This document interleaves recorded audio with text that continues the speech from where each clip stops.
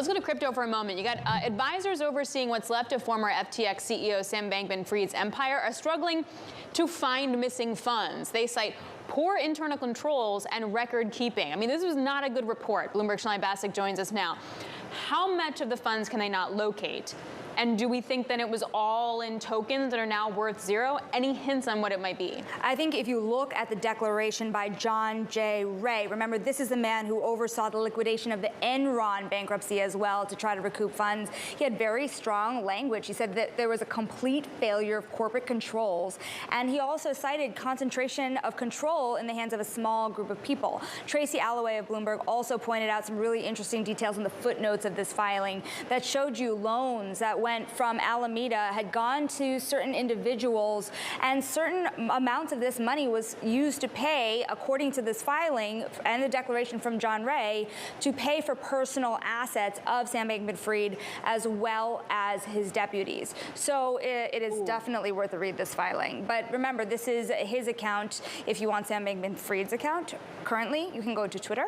He has his own account of what had happened with assets and liabilities and what had happened to the tokens in between.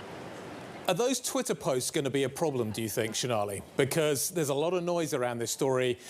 And in terms of the legal process, I'm wondering, and this is being raised as an issue, whether or not they actually could confuse matters further.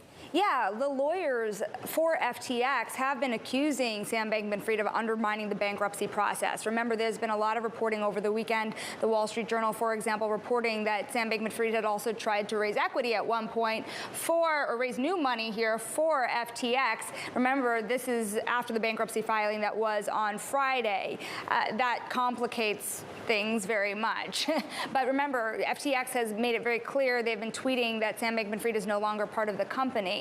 So there is a dispute here between the company and Sam Bankman-Fried himself. And as we've reported, Guy, lots of investigations going on, both here and in the Bahamas, from different regulatory agencies. So how will those tweets be used is a good question. So let me just go back to what you said before. So in this filing, it said that Alameda made loans, we think, to FTX executives.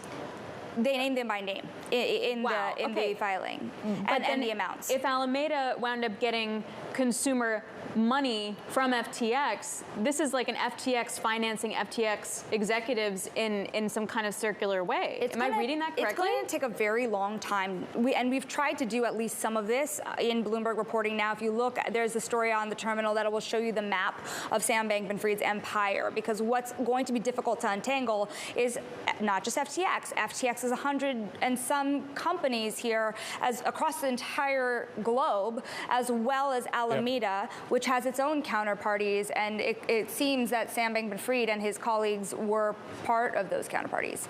Wow. Sonali, the issue a lot of people are going to have is, if this was happening at FTX, is it happening elsewhere? Is that basically now the market's mentality around all of this? There's something that I've been thinking about for the last 24 hours, and it's this, Guy. You're seeing a lot of companies pausing withdrawals of customer funds. There was, 8%, 15% yields promised on those funds. What were those funds used for? Were they transferred over the trading desks? And is that why those withdrawals cannot be met now?